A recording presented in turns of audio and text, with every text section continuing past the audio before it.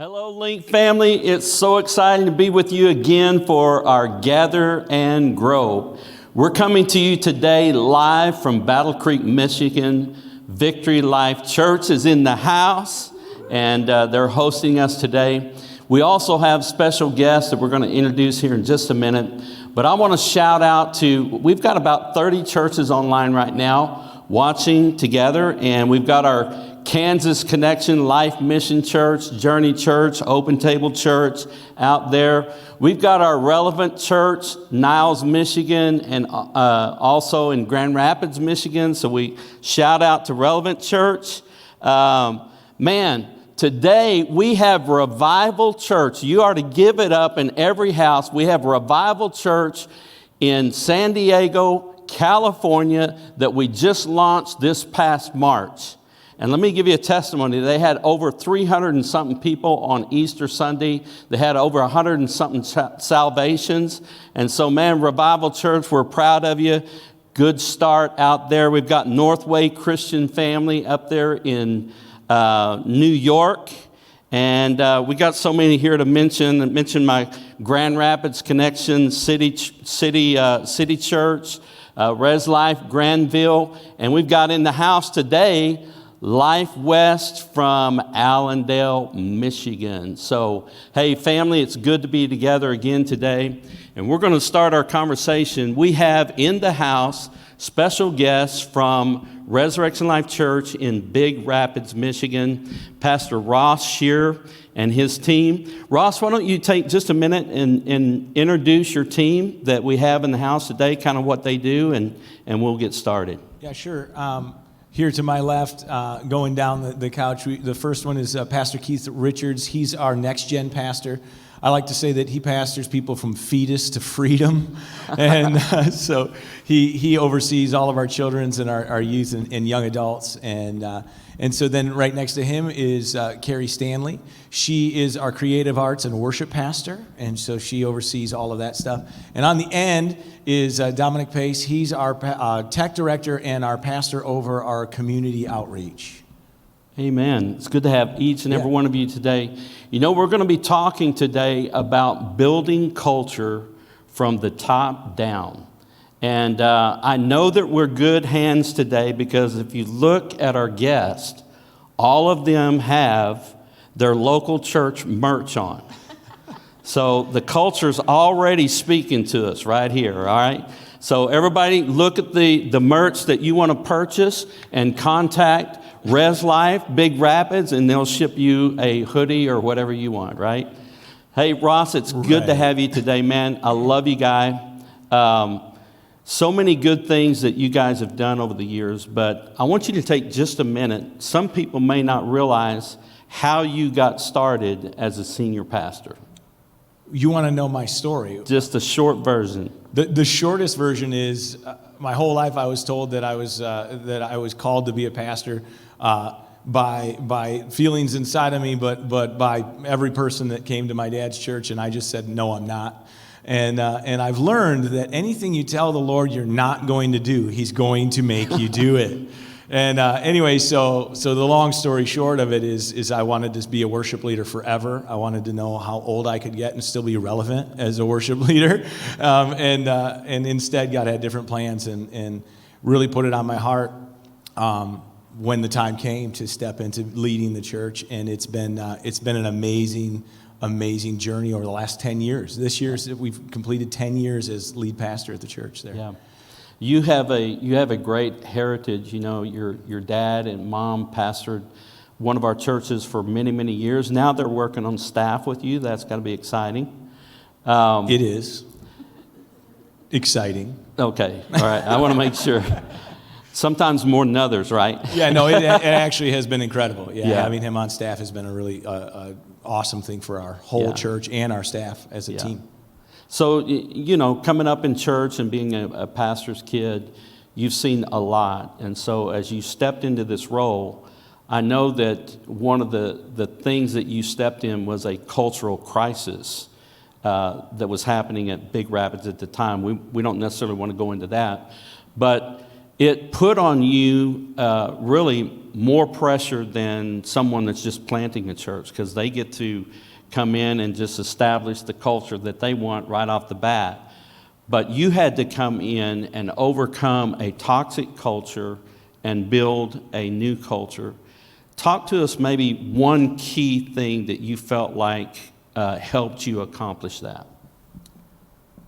Well, can I do two? I'm going to do Yep. two. The first one is having the relationship with Link was huge. We were $60,000 in credit card debt. We had no money in the bank. They were shutting off the power, and to be able to make a few phone calls and have Link come and step in and help us make it through that is part of the reason we're so passionate about being part of this organization in the first place. Beyond that, when the whole transition happened at our church, it was not a good or clean break, and it was very, very difficult. But one of the things my wife and I committed to when we said yes was that we were going to be transparent, that we were going to be the same people on stage as we are off stage, as we are at home, as we are in our community. And that has been one of the most beneficial decisions we ever made and that we've committed to, because nobody looks at us and thinks we're something that we're not. And growing up in church, seeing that kind of precedent happen, or that feeling happen for my father, people who would put him on a pedestal and then off stage they're disappointed. No offense, Dad, if you're watching, but because he's not a disappointment, but people would naturally put him up there, and I was like, no, I'm gonna start down here. I'm gonna stay down here because I'm a human like everybody else, and I want everybody to know it every day. And that has been, I think, one of the most beneficial decisions that we ever made. Yeah, as we've interacted over the years and been around your team a little bit, authenticity seems to be one of the key values of your culture. There was something that you caught here a couple of years ago, just a little phrase that you caught that you've kind of imparted to your team. Tell us a little bit about that. Yeah, so we've always been a relatable type staff, and I've always been a relational person, like the last person to walk out of the building every single Sunday. And so we really early on made a commitment that if we're going to hire staff, we want them to fit into that feel of being relational, of being connective. But when COVID happened, all of a sudden there was no opportunity for physical connection with people. You couldn't come to church and see people. And I caught this phrase on a live stream I was watching where the pastor said, church isn't a building you walk into, it's a family you belong to. And that hit me, and I was like, you know what? That's going to be our new slogan at the church. In that moment, it was the very first Sunday where there was no church. Everywhere in the country was shut down. I watched it, and I went, that's so true. Church shouldn't be, hey, I walked into this building and so I went to church. Church is a family. It's something that you're a part of. It's something that you're a part of not just when you're in the building, but when you're in the community, when you're at home, in your relationships, in your friendships, everywhere you go. And so that has become a slogan of ours, and we announce that every single Sunday. And now I don't even have to say the second half, and everybody says it out loud. And really, I think your church should be so much more than praise and worship and the message. And it should be so much more than small groups or men's and women's ministry. It should be who you are, not where you go. That's beautiful, beautiful.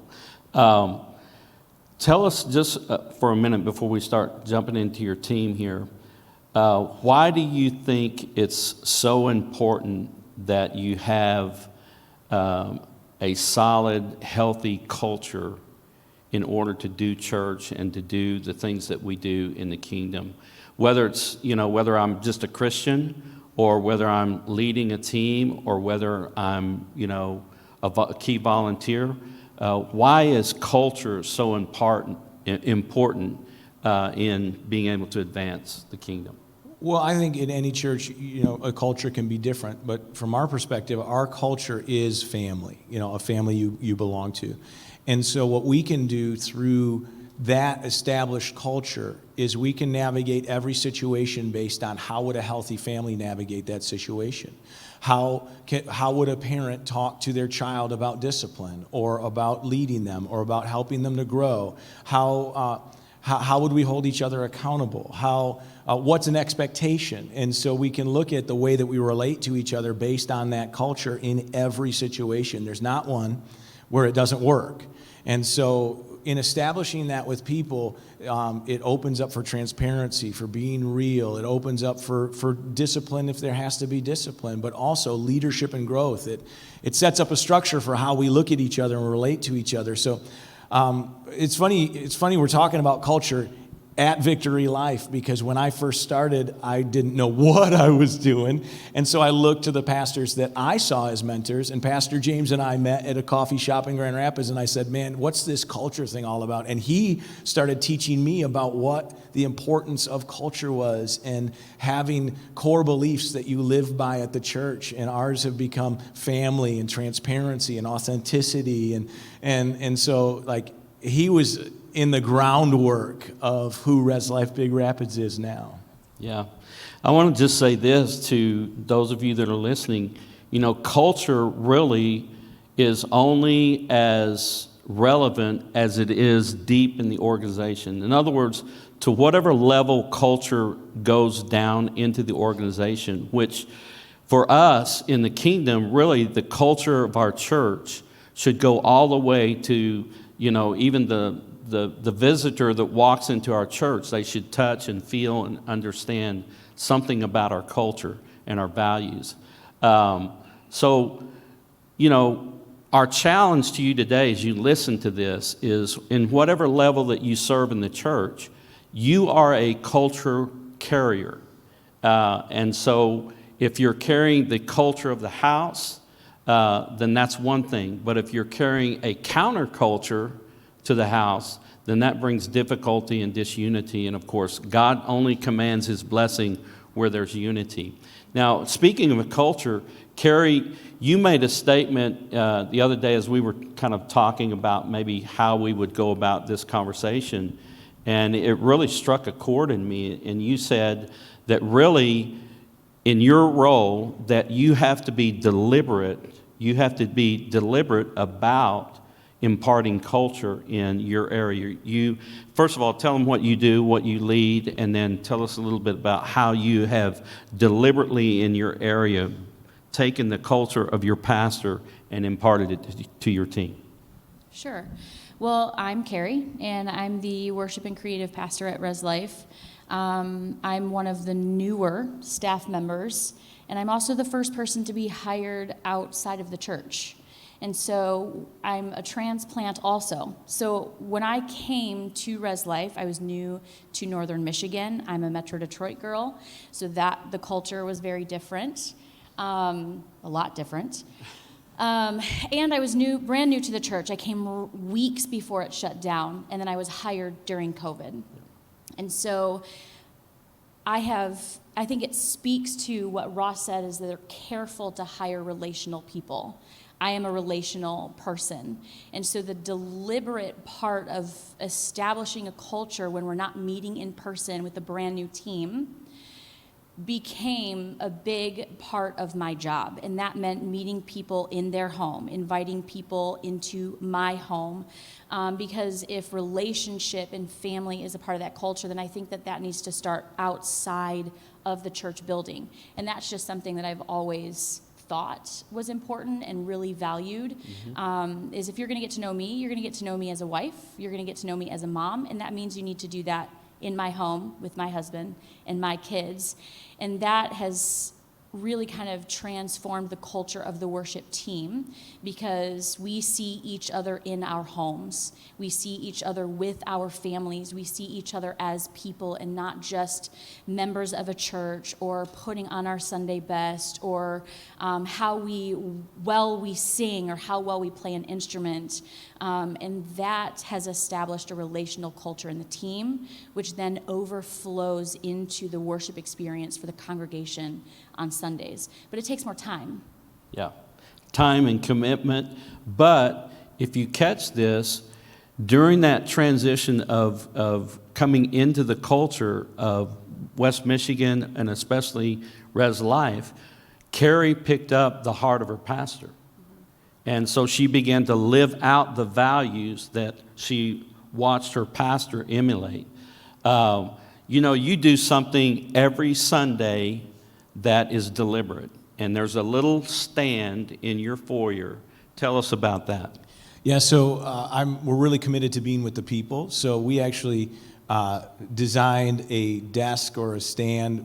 We used to call it the New Here desk, but and so it is a spot where my wife and I are 100% of the time between all of the services, before and after and until the end, where we stand, and we're only 20 feet inside the front door, right there, accessible to every person. And so we want to be the very first, connection that you make, if it's possible.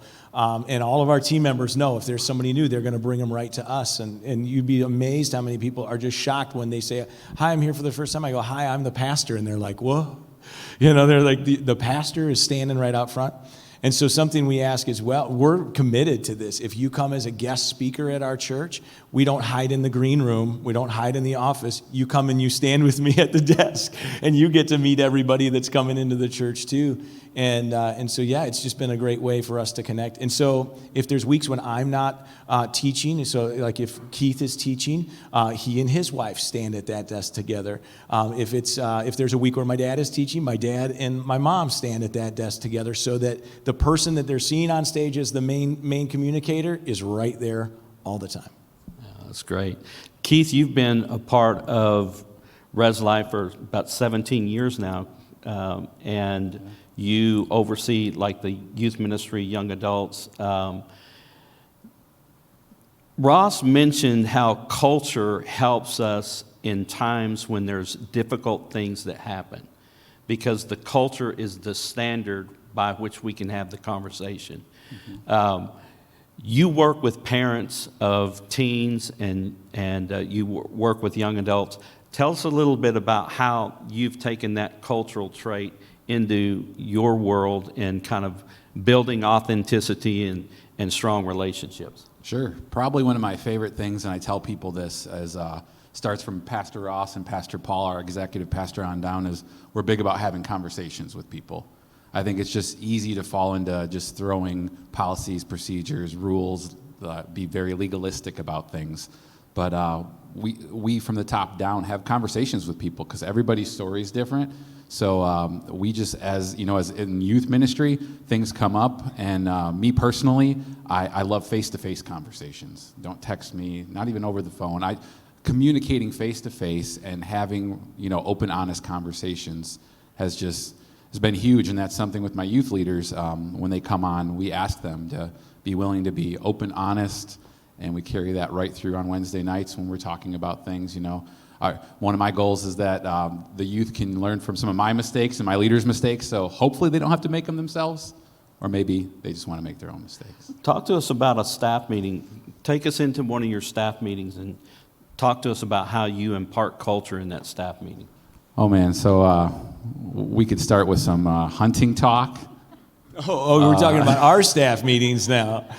I'm talking about youth I'm staff talking about meetings? your youth staff. Oh, the youth meetings. staff. Okay, there's no hunting. I'm in charge of that. So if you're a hunter, I love you. Yeah, but no, we like to we gather around and like to always open it up for prayer, and just every Wednesday night we'll huddle around a room together and talk about the evening, what's going to happen, and it's funny you say that, because we just recently shortened those staff meetings down because we wanted to make sure we have enough time to get out there, interact, and be with the students. So it's been more of a little streamlined process of just connecting, imparting the vision for the night. Guys, this is what we're talking about, teaching about tonight, any special things they need to know about, and then just encourage them to go out and just hang out and be a kid. Hey, something to jump in.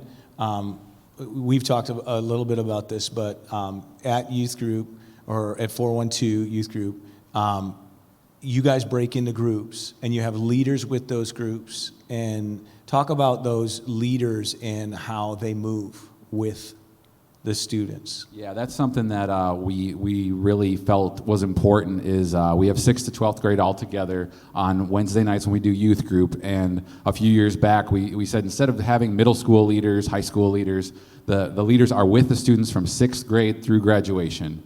Because really, if we're a family and we want to build community and connection, why tear them apart from the students every year? We just have them follow through, and they get to do life together for 7 years. That's the goal. And the students appreciate that. The leaders appreciate that. They get to build these lasting relationships that way.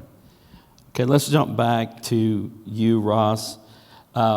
because we're talking about imparting culture from the top down. Now, we're focused a lot on relationship because that is your culture. That's you guys. So you're going to have to apply these principles into your area, but we want you to get a picture of how this team has worked together and how they live out the culture and the values that have been put in play. But you kind of started that in some of the ways that you have your staff meeting and things that you do in staff meeting.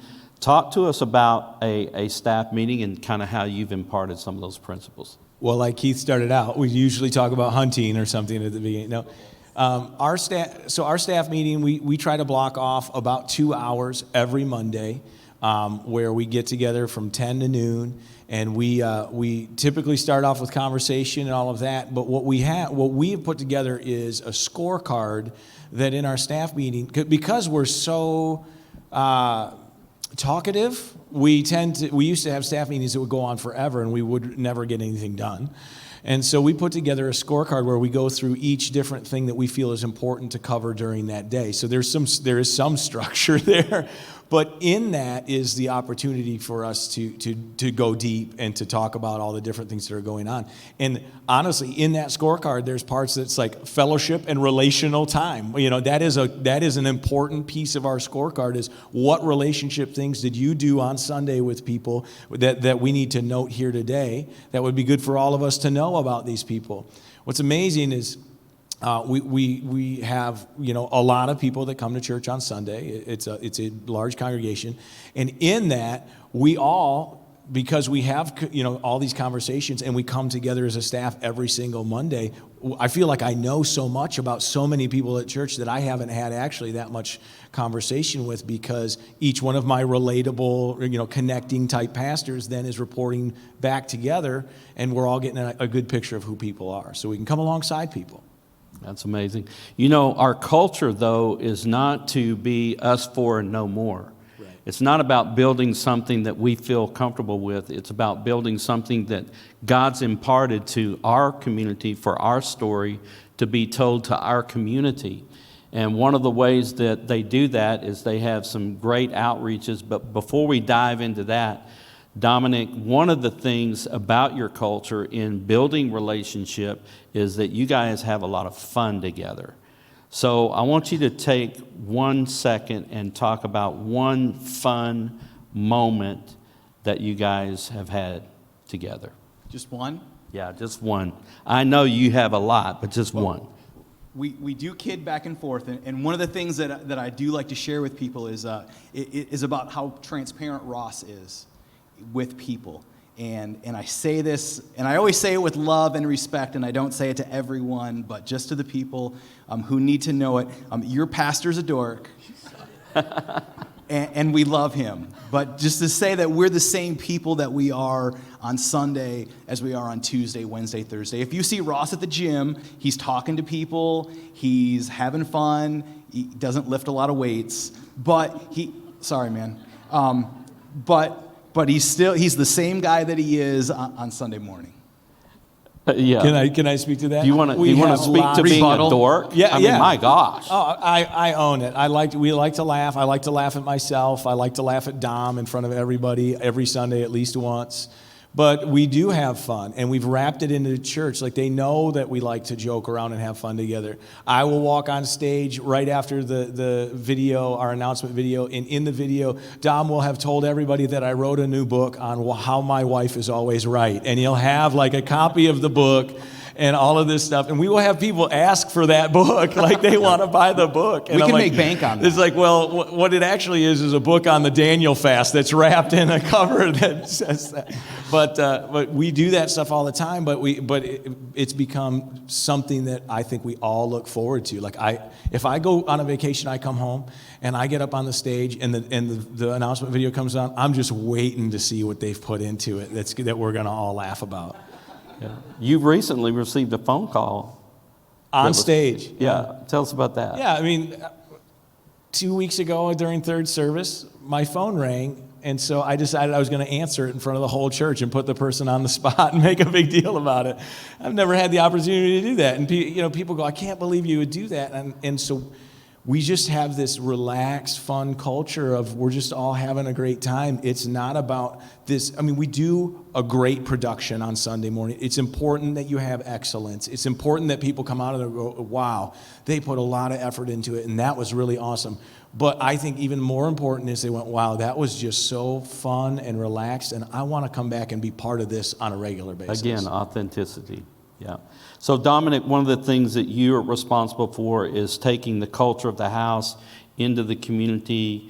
You've got this moving company. Tell us a little bit about how you guys kind of transmit that culture into the community. It's my tent maker ministry, pretty much. That's how I supplement my income, is my moving company. Yeah. I do not have a moving company.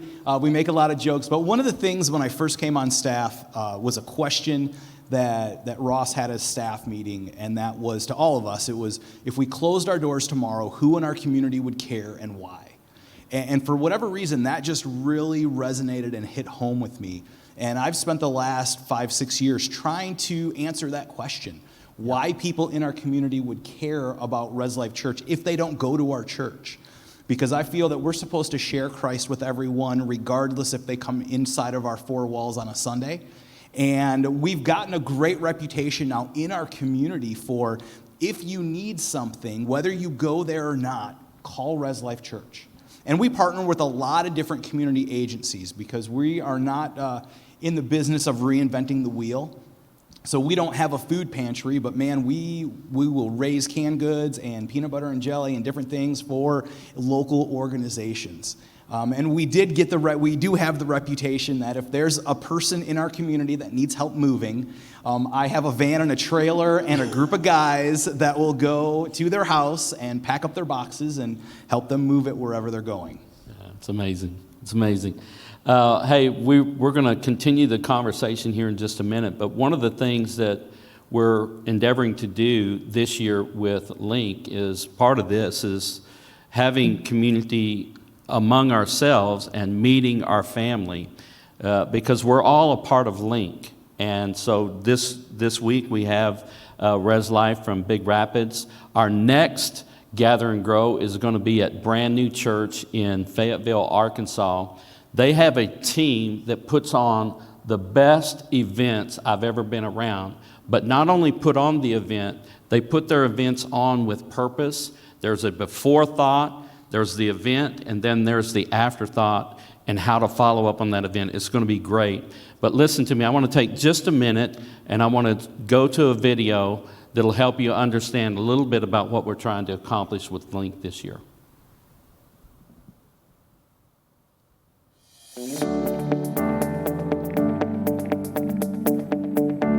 I love the relationship with the lead pastors and just the camaraderie that comes from lead pastors mixing it all up. And that's one good thing. The other thing is being part of something that's bigger than yourself. Just even my whole staff, when they come and see, wow, we're not just an island here, we're part of something bigger and greater and more expansive. That is so healthy for anyone, whether you're a lead pastor or a staff member. And those are just two of many things. At one particular conference, church conference, I think it was in Traverse City, our churches were all kind of sitting at different tables and there was some ministry time going on, and I think it was Pastor Bobby said, hey, let's take a break here. Is there anyone, in the room who feels like they need some prayer time, ministry time? And our church was going through kind of a difficult time with staff and leadership changes. And it was kind of funny, there were probably 8 or 9 of us at the table and all of our hands went up. And then Pastor Bobby's like, whoa, City Church needs some prayer over there. And they all just congregated around us and prayed for us. And just having that encouragement, that prayer support, and obviously God carried us through that. That was just so very, very important to us. I had Pastor Dwayne and Jeannie come to Northern Michigan with my wife and I and sit down and have dinner. And they were praying with us and prayed over us. And actually, Jeannie spoke a prophetic word over my wife and I at dinner. It was just simply amazing. Here are 2 people that I had never met before in my life call me up, come up and have dinner, and then love on my wife and I, help us through this really difficult time, coach us on some very important things. And that was super, super important for my wife and I. And again, we rely upon it even today. When I became the lead pastor of our church, when the church voted me in, I was 28 years old. I had no idea what I was doing. And within that first week, I probably had 5 different senior pastor leaders call me and offer to drive to our city, some of them from hours away, just to talk to me about how to be equipped to do this job, to lead the people. When our church was going through trials and struggles and turning of leadership, we had all of these people come and spend time with us. And I remember sitting in the front row of our church between services and talking with one of their wives and saying, I don't know what's gonna happen. And I remember her just so calmly saying, you know, God's gonna get you through this, and talking about like steps and processes and how she was gonna be there with us through the whole entire thing. And she has, and the encouragement that brought, like just the continual encouragement that people brought to us really helped us walk out to where we're at today. I remember coming in as the operations director at my church at one point, and I have no idea what it's like to be part of a ministry who is on fire for God and wants to strategically plan people from coming through the doors and knowing what it's like to know Jesus for the first time. I had no idea what that was like. So my pastor, Pastor Muta, he's encouraged me to get connected with Bonnie Ruth, and she just embraced me so much. We had a conversation on the phone, over Zoom, I believe, and from then on, I just felt more comfortable with leading as an operations director at that time. For me, Link has just allowed me to connect to women that know what I'm going through as a lead pastor, know the journey that I have to take. I needed a woman that knew exactly what it was like to be a lead pastor and what they went through, and it helped me in the different steps and the different roles that I had to take on as a pastor. I am Pastor Doug Bergsma from City Churches, and I am Link. I'm Karen Bergsma with City Churches, and I am Link. My name is Gary Mindel. I'm with Harbor Light Community Chapel, and I am Link. I'm Ross Shear from Res Life in Big Rapids, and I am Link. I'm Allison Shear from Res Life in Big Rapids, and I am Link. I am Pastor Taylor Bailey from Relevant Church Niles. I am Link. I am Pastor Christine Muenya from Relevant Church Niles. I am Link.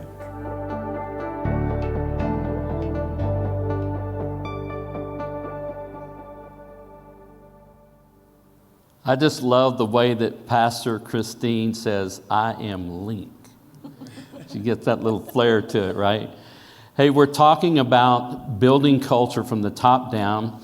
Our first segment, we wanted to give you a look and feel about the culture of Res Life in Big Rapids. We're going to transition a little bit because every culture has enemies to it. Every culture faces challenge. As a matter of fact, somebody said the test of culture is crisis.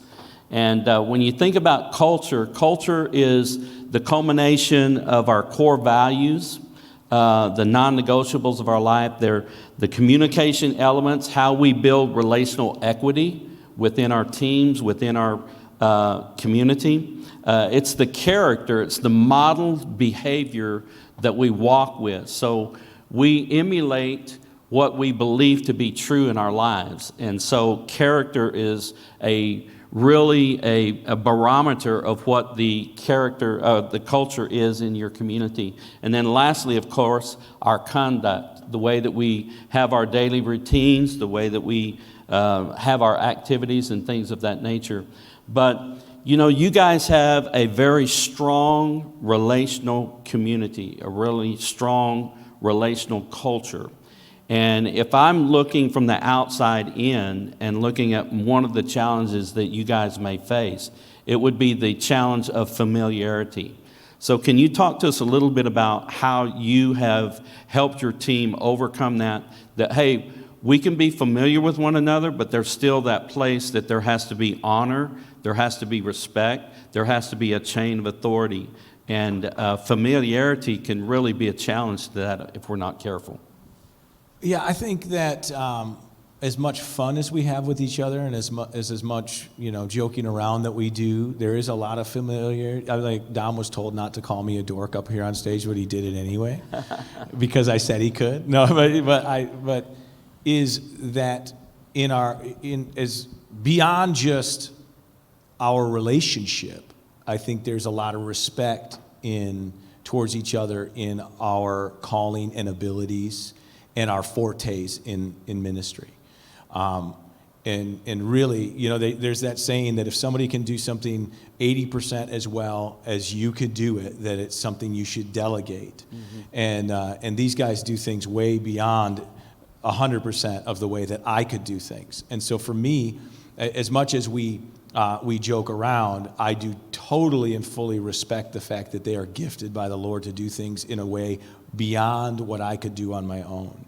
And I think that is reciprocated back. And so, yes, we have a lot of fun, but when it comes down to it, there's a mutual respect between each other to say, hey, but that's the calling that God has on you, and that's why you're in that position. And so we've been able to navigate that pretty well. And we've had times on staff where we've had people who didn't feel that way, and those people aren't on staff anymore. So take a minute and talk to us about that. How did you transition someone that wasn't a part of your culture that didn't carry those values? Yeah, so culture was the key. When we started to hit road bumps culturally, that's the term that came out. They came to me and said, we just don't know if we fit the culture that this church is.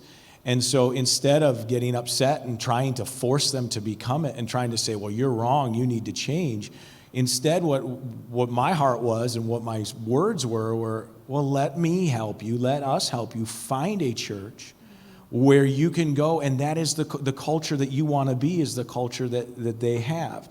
And so we started working for them, not against them, to help find them a place, and so in a healthy way they could get out. And they've gone, and these individuals, a number of them have gone to those places and really excelled and done well in ministry. Because the last thing I want is somebody who's got a calling in ministry to quit because they didn't fit our mold in our city, in our church, because there are places where they will fit. Yeah. They weren't wrong or bad, it just didn't fit our family.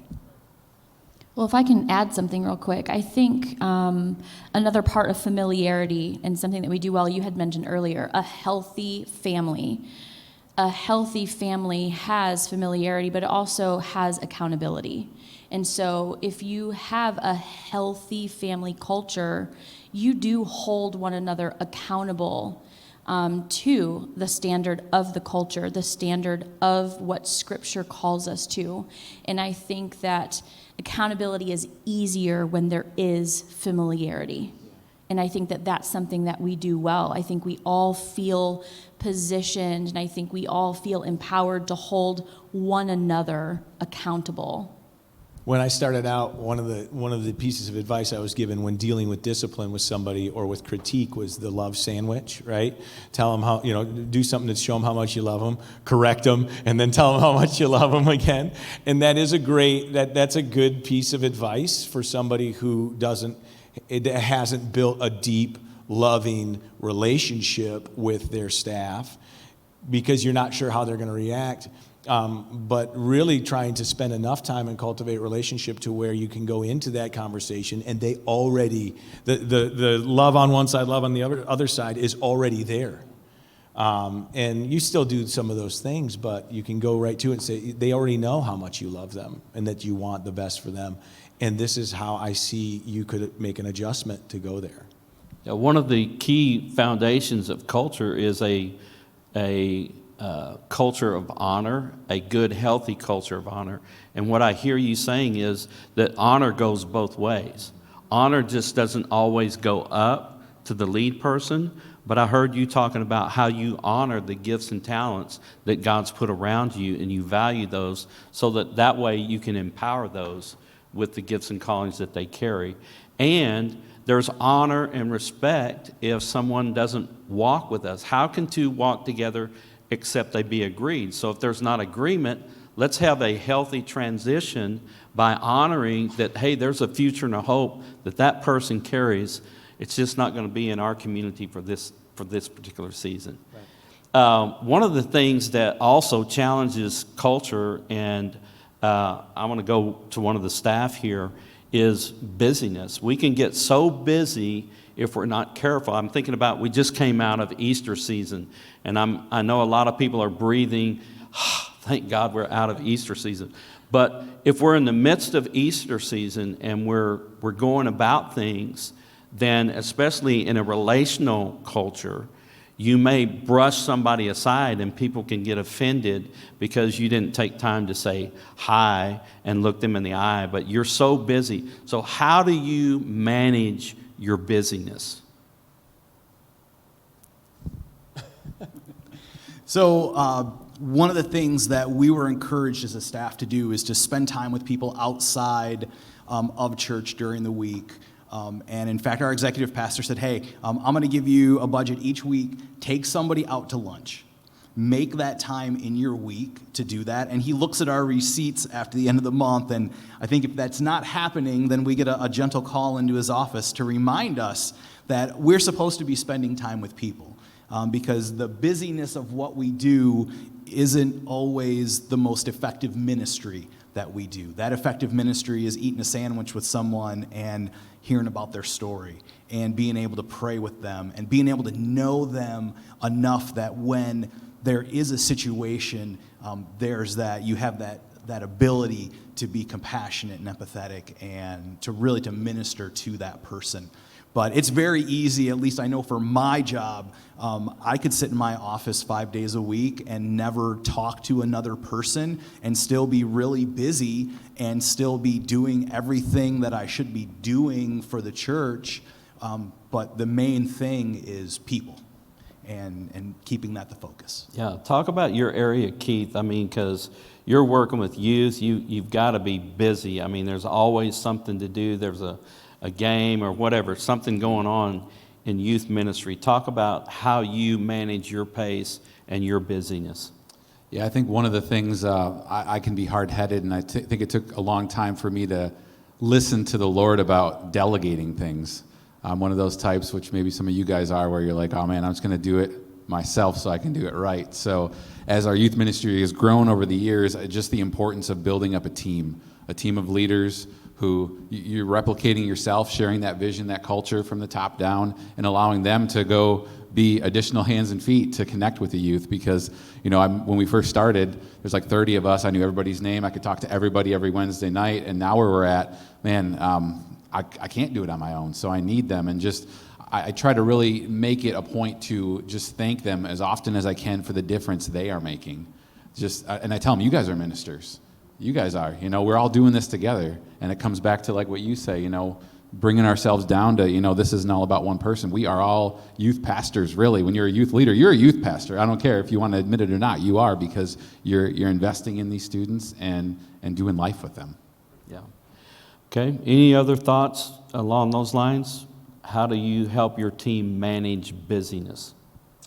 Well, we're big on rest. We're big on making sure they take time for vacation time or things like that. Like you have to use your vacation time. Keith he's a driven worker. He comes from a background of working, 9 to 5 every day of the week, going, and he's really takes pride in the effort in the results of the youth ministry and things that are happening. So we've had to go to Keith and say, so when are you going to take your vacation? And he's like, well, I hadn't planned on it yet. I was like, plan it. Because everybody needs margin. Everybody needs time for rest. And so we've been really intentional. And I love to vacation. And so I lead by example. And so I come back and say, vacation was great. When are you guys going to go? Yeah. I won't go there. Lead pastors, yes. Lead pastors. Oh, well, let me say this. Yeah, go ahead. Unless there's some weird circumstance, I go to the office every day because I wouldn't ask these guys to do anything that I wouldn't do. And I know a lot of lead pastors who don't go to the office, and sometimes not even in the whole week. They write their message at home because that's their place where they can do it and all of that stuff. I go to the office every single day because I want to be leading by example with these guys, that I'm right there with them the whole way. Even though if when I'm there I do more distracting than helping, I'm at least there with them for part of every single day. Yeah. You know, our culture in our church is carried like in-house, but we talked about it has to prevail into the culture and the community that God's called us to. So one of the challenges of your culture will always be a counterculture that exists within your community. I know you guys are in a college town and there's probably significant cultural clashes, but talk to us a little bit about how you feel like you guys have overcome the cultural clash in your community and actually stand out as light in the midst of darkness. Yeah, we heard this statement a number of years ago that, and we adopted it, and it's that there's only one soapbox that we're on. There's only one platform that we're standing on as this is our stance. Because people want to go, what's your stance on this? What's your stance on that? But really, when you make those stances, what you're doing is you're creating dividing lines, right? So if you don't agree with the church's stance on whatever it is, that church doesn't matter to you anymore. And so our one stance is that the only way to have real connection with the Father, to go to heaven, the whole thing is through Jesus Christ, our Lord and Savior, and everything else is a conversation, like Keith said. Because everything from LGBTQ to abortion to politics to all of these different things, everybody has their stance and their belief and their situation based on the experiences of their life. And so if I never spend time getting to know that person, to see why they feel the way they do, why they believe the way that they do, then I can just throw blanket stance statements at them all Sunday long, and it'll never connect here. They'll hear it, but then they're just going to make a decision on whether or not they're going to believe with us or not. But I don't want you just to believe with us. I want you to be part of it with us. And so to get you there, I need to have a conversation with you. I need to have a relationship with you. And so what we've done is we make that statement often, and we have those conversations often. And so we've seen a lot of college students come and go, man, it's just so awesome to come here where I can actually have a conversation with the lead pastor or with the young adults pastor. Or, I can actually feel like they hear me. Because what we aren't, I think my generation up, older, we have no idea what the young people in this world are really facing. We think we do because we have some of the same apps as them on our phones, but the reality is we did not grow up with access to the things that they have, with connection to the things that they have, and so they are living in a world that is completely foreign to us. So if we don't sit down and talk about how they got there, we can never come to a place where we could actually lead them and minister to them. Yeah, that's awesome. Before you comment, Carrie, I'm thinking about, again, your culture is very relational. And what I hear coming out of that statement right there is because they're very relational in their community, their faith community, they're very relational. They have a relational Christianity or a relational evangelism approach rather than a declaration approach. I'm not out on the corner and say, you better turn or burn, brother. But you guys are trying to build relational capacity, relational equity, whether it's within team members to address correction or whether it's facing countercultural conversations within the community. I think that's beautiful. Well, yeah, think about Jesus, right? The way that he gained influence with, let's call them the sinners of the world, was not by going and picketing them. It was by going and eating dinner with them. Yeah. And once he got a relationship and they realized he wasn't just there to change them, he wanted to know them, then the door opened up for him to share truth with them. We want to share truth with people. Yeah. But the way that we open that door is through loving people and connecting with people. And I will say that goes not just for the sinner that's out on the street, but Jesus did the same thing with his own disciples who were off base. And he spent enough time with them to get to know them, to be in their world enough to say, and this is who I am, and this is who God is, and this is how you can change, to give them the truth. So we got to do that in our church and outside the doors. Carrie? Well, I was just going to speak on a smaller scale of counterculture.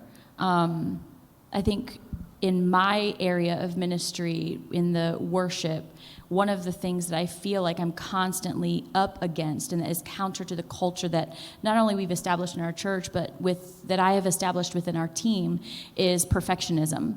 And I think that that is something that is culturally in the world, like that's a social expectation, is perfectionism. Well, it needs to be perfect. It needs to be excellent. It needs to be Insta-worthy and YouTube-worthy.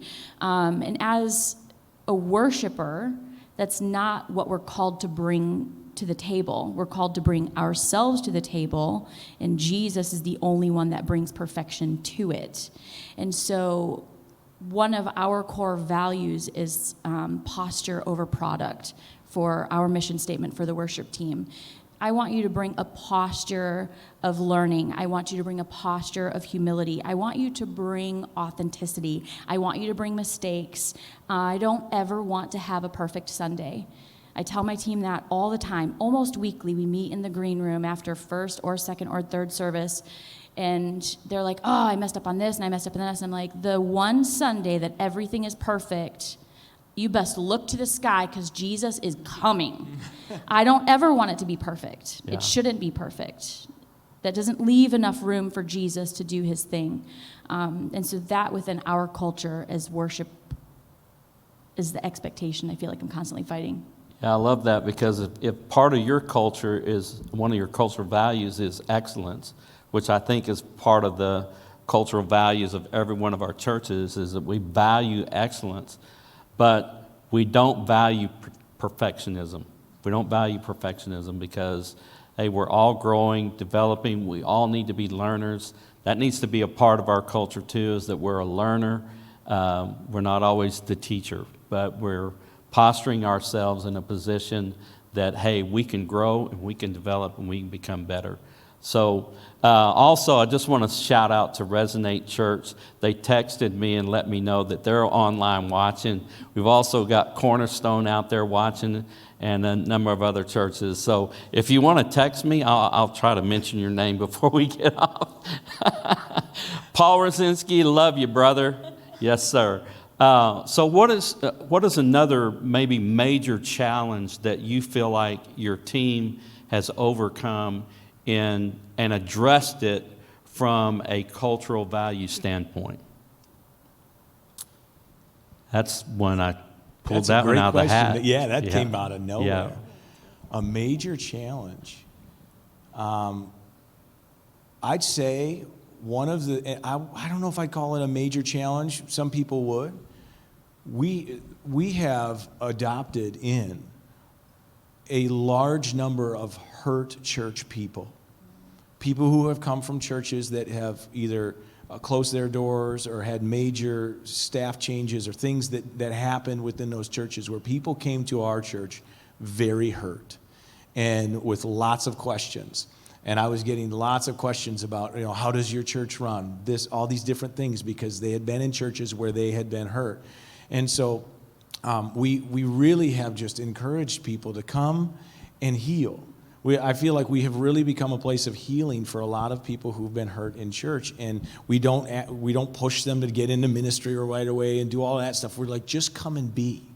Just come to this place and just connect with Jesus, and just don't feel like you have to perform and show up and be perfect and do everything right and say all the right things. Just come and be part of our family and take the time to heal in a safe place. And we have seen incredible healing in people. And after they've healed and after they've gone through that, they have been such incredible benefits to our ministry as they've come out of a place of hurt, had God heal them, and now their mess has become their message, right? And God has just done incredible things through that. So that's been a big challenge. We've had a bunch of churches have major issues or close their doors just through COVID and things like that and come to us.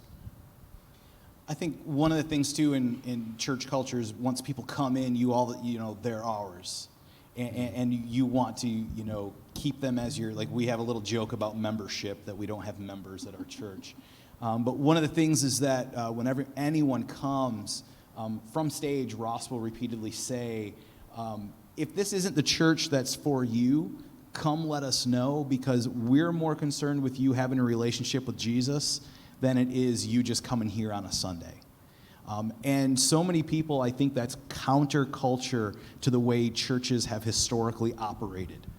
We're so, numbers aren't the only, they are a quantitative thing that we can look at to say, are you being successful? But that's not the main thing, because if that was the case, Jesus was one of the most unsuccessful preachers ever. A guy who preached in front of 20,000, and then even the 12 guys that were on his staff left him. Yeah, it's funny you mentioned that. We are a big college community, and we have a number of college students that come. But every year as they graduate, and they'll come up and they'll say, hey, do you know if there's a church in this city or that city that's part of Link? And there's a lot of times, Link is growing. And we want to be in every city, but we're not in every one. And so I tell them this piece of advice. I say, when you go to visit a church, ask if you can meet the pastor afterwards. It doesn't matter how big the church is. And if you can get an audience with the pastor just for a quick hello, meet and greet, ask him what other churches you should check out in town. And if he says none, don't ever go back to his church. Because he should be telling you other great churches in town that you should check out that are Bible-believing churches, good pastors, but different flavors. Everybody likes a different flavor of ice cream, right? Some people like butter pecan. That's disgusting. But anyway, everybody likes a different flavor. And it's okay if our church is not your flavor. Go find a place where you can eat your fill of ice cream, right? Where you can go and really be filled by the Word of God. Yeah. Awesome. Man, my phone is blowing up here with the Link family. So, yeah, Sean, Journey Church, I forgot. They're not in Kansas. They're in Missouri. We want to clarify that for sure. And then we got Tim and Christian Family Church up in Mackinac County. They're online with us. Let me see here who else is blowing up my phone. Oh, yeah, Terry Ben from Riverside, the Riverside Church team. They're in... what's it called? Three Rivers, that's right, Three Rivers.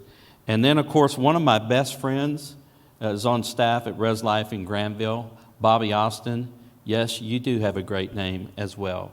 And shout out from the Reverend John Holyfield from First Baptist Pentecostal Church of Traverse City. Oh, my goodness, we're loving it. So, welcome, Link family. We are Link. Amen. Hey, it's been a great conversation today. If you're in the house here or there at your place, let's give it up for the Res Life Big Rapids team. Good conversation today. I want to mention to you that, hey, we have our Link annual conference coming up September 2021 at Resurrection Life Church in Granville, Michigan. And no, it's not too early to go ahead and register. We actually have the registration lines open today, and you could register and get your team ready. We actually have a special this year. The Link board has said we want as many people at the conference this year as possible. So if you bring a group of 10 or more, I think the registration fee is only going to be $39. So we'll see you there, September 2021 Link Conference. We've got Pastor Dwayne, we've got Johnny Varican, Mike Signorelli, Pastor Ross, Pastor Jared Smith. We've got a special guest coming this year, Pastor Keith Brown from Thornapple Church in Hastings, Michigan. And so it's going to be a phenomenal. We got the women 7-on-7 again this year. They're going to blow it out of the water. And so it's going to be a great conference. Also mention, again, we're going to be back with Gather and Grow in June. And that's going to be at Brand New Church in Fayetteville, Arkansas. And we're going to be talking about how to have successful, impactful, lasting events that can change your community and grow your church, okay? Hey, Link family, it's been great today. I hope you'll take some time at your tables before you leave and talk about what was one takeaway that you took away today that will help you in your ministry. And let's encourage each other, challenge each other. God bless you. Have a great, great day.